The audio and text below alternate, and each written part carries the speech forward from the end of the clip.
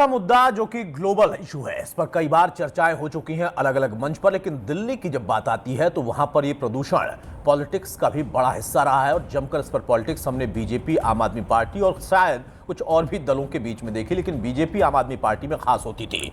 हमारे साथ पूर्व मंत्री आम आदमी पार्टी के सोमनाथ भारती साहब जुड़ चुके हैं, अधिवक्ता भी हैं। सोमनाथ भारती साहब, बहुत स्वागत है आपका न्यूज इंडिया पर।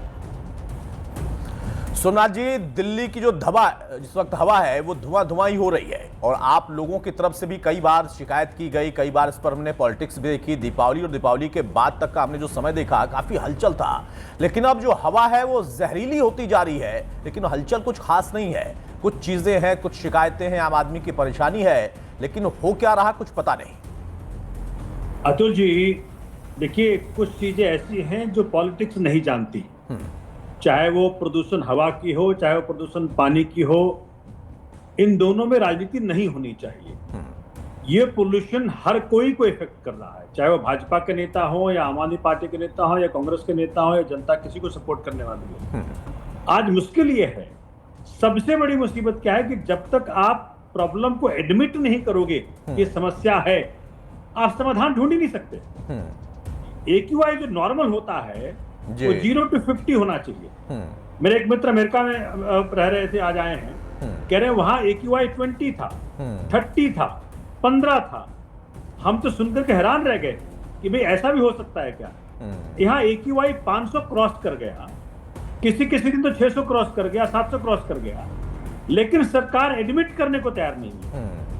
आप समझें, मुझे कोई बड़े सीनियर नेता बीजेपी के मिले श्री फोर्ट में घूमते हुए, बोले सोमनाथ तुमको तो सरकार चलानी आती नहीं है। तो क्यों? कहते इतना आसान था AQI कंट्रोल करना। अगर AQI मॉनिटरिंग स्टेशन के इर्द गिर्द छिड़काव कर दिए होते तो ये AQI डाउन आ जाता, 200, 300, 250। तो लोग अब मजाक बनाने लगे, भाजपा के ही लोग भाजपा की ही सरकार पे मजाक बनाने लगे। पूरा दिल्ली हतप्रभ है कि भाई कर क्या रहे हो। छोटे छोटे बच्चे, बुजुर्ग जो आज जिनको श्वास की बीमारी हो गई है, जिनके फेफड़ों में मुसीबत हो गई है, एम्स के डॉक्टर तक ने कह दिया, गुलेरिया साहब जैसे एक्सपर्ट तक ने कह दिया, एम्स तो हमारी संस्था नहीं है, एम्स संस्था है केंद्र सरकार की, उन्होंने कह दिया कि दिल्ली की हवा जहर है, दिल्ली छोड़ के चले जाइए। अब इससे बड़ी बात क्या हो सकती है? क्या हो सकती है? लेकिन सरकार जो है पहले एडमिट तो करे कि समस्या है उनको। अच्छा सोमनाथ जी, आपने कई महत्वपूर्ण चीजें उठा दी और सवाल अब यहां से ये उठता है कि एक तरफ किस मामले का आपने कहा कि पहले कोई स्वीकार तो करे तब तो हम बताएं कि मामला क्या है। अब आपने खुद ही बताया कि स्वीकारने को तैयार नहीं, तो उसके पीछे कारण क्या है? और क्या वाकई वो जो बीजेपी के नेता ने आपको बताया कि कितना आसानी से वो लोग कंट्रोल कर लेते हैं, वो पूरी दिल्ली में हो रहा क्या? अगर मान भी लें कि छिड़काव से आप AQI को कंट्रोल कर सकते हैं, तो क्या वो भी पूरी दिल्ली में हो रहा?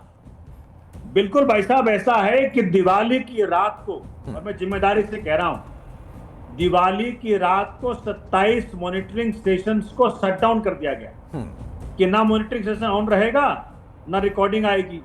उसके बाद इन्होंने अपनाया इसको कि भाई AQI मॉनिटरिंग स्टेशंस के इर्द गिर्द वाटर स्प्रिंकलर्स लगा दो, छिड़काव शुरू करो।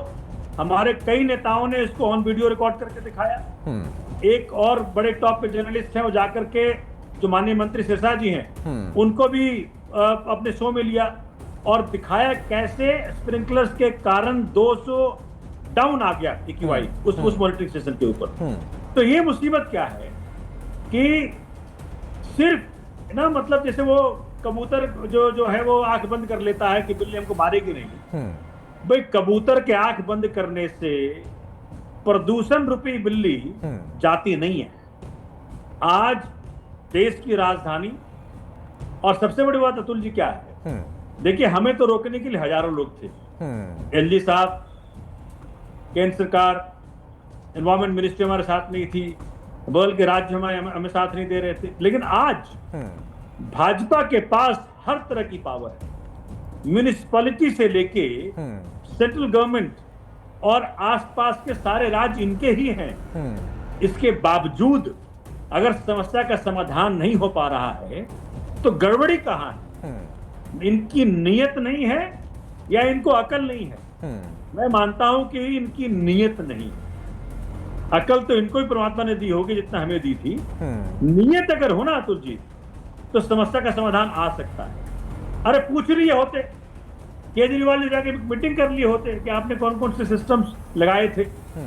आज अगर अच्छा ये दूसरे आप सुनते होंगे अतुल जी कि भाई पंजाब में पराली, अरे पंजाब में पराली आम आदमी पार्टी की सरकार, भगवंत मान जी की सरकार ने रिपोर्टेड है पिछले 3 साल में 95% पराली की घटनाएं कम हुई, लेकिन फिर भी मानने को तैयार नहीं है।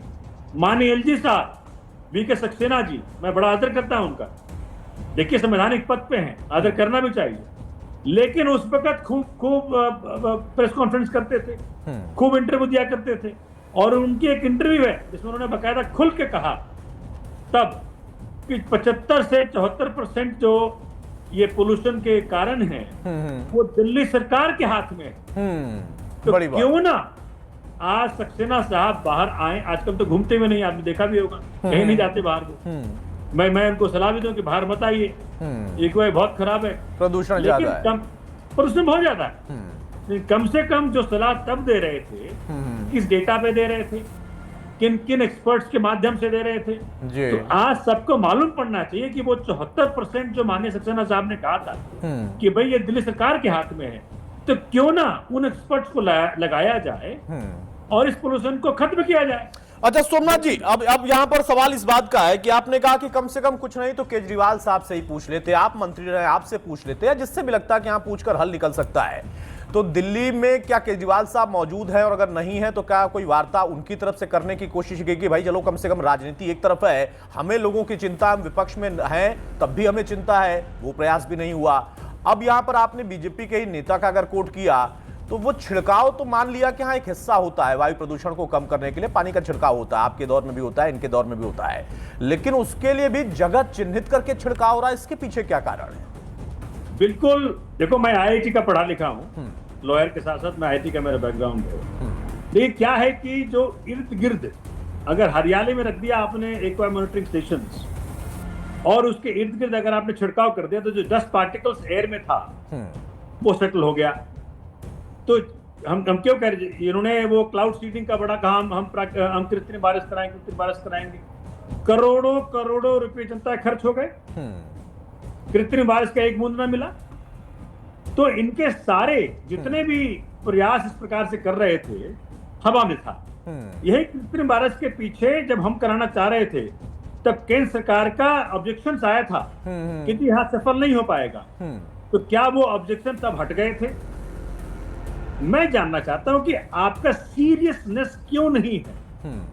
इनके सारे नेता जो दिल्ली के मंत्री हैं, माननीय मुख्यमंत्री हैं, सब तो बिहार चुनाव में भी चाहिए। दिल्ली की जनता को जिन्होंने इनको मैंडेट दिया, सो कॉल्ड मैंडेट दिया, मैं उस पर नहीं जाऊंगा, लेकिन उनकी सेवा करने के बजाय, उनकी चिंता करने के बजाय, उनके स्वास्थ्य की चिंता करने के बजाय, अपने अस्पतालों को रेडी करने के बजाय आप बिहार में चुनाव प्रचार कर रहे हैं। इससे ज्यादा ग्लानि वाली बात क्या होगी?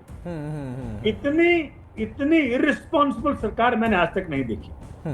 अब वो माननीय रेखा गुप्ता जी कह रही है कि जी जो आग लगाकर धुआं है उसको अरे भैया आग लगा लो या धुआं कर लो, मतलब क्या बोल रही हैं, मैं नहीं आ रहा मुझे। तो मैं आपसे आपके जरिए सरकार को कहना चाहता हूं कि ये कोई मजाक नहीं है। बच्चों के लंग्स में मुसीबत है, बुजुर्गों के लंग्स में मुसीबत हो रही है जी।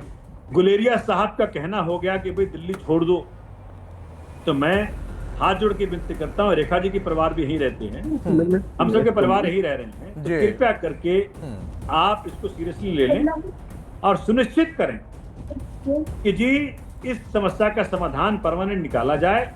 आपकी हर तरफ नहीं, वाकई गंभीर समस्या है, और आपने बड़ी ईमानदारी से इस बात को कम से कम कहा कि ये किसी पॉलिटिक्स का मामला नहीं हो सकता है, हमारे आपके युवा स्वास्थ्य का मामला है, छोटे छोटे बच्चे, हमारे बुजुर्ग, उन सभी के लिए बड़ी दिक्कत पैदा हो रही है, और वाकई हो रही है। अब उसमें आपके सामने अगर कोई तकनीकी खामी आ रही है, कोई ऐसी दिक्कत आ रही है, तो आपके पास 4th लेयर की सरकार का भी सिस्टम है, आपके पास विपक्ष का अनुभव भी है।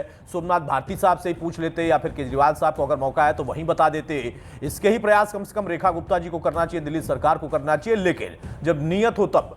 सोमनाथ भारती जी, आपने बहुत सही बात कही कि असल में एक्यूआई लेवल बढ़ गया, और उसके लिए आपके पास दिमाग कम या ज्यादा हो तो अलग विषय है, आपका आईक्यू लेवल कम हो सकता है, लेकिन एक्यूआई लेवल को कम करने की नीयत होनी चाहिए। वो नीयत शायद ना आप तक रह पाई, ये भी आप लोगों पर आरोप था राजनीति में, और अब ना दिखाई दे रही, ये भी आरोप लग रहा है, क्योंकि प्रदूषण पॉलिटिक्स में है। बहुत शुक्रिया सोमनाथ जी हमारे साथ जुड़ने के लिए। तो सोमनाथ भारती साहब को आप सुन रहे थे, उनका कहना है कि वाकई प्रदूषण एक ऐसा मुद्दा जिस पर हर एक व्यक्ति ना सिर्फ परेशान है, चिंतित है, बल्कि इसके लिए आप सभी को जो कि सत्ता में बैठे हैं उनको भी चिंतित होना पड़ेगा।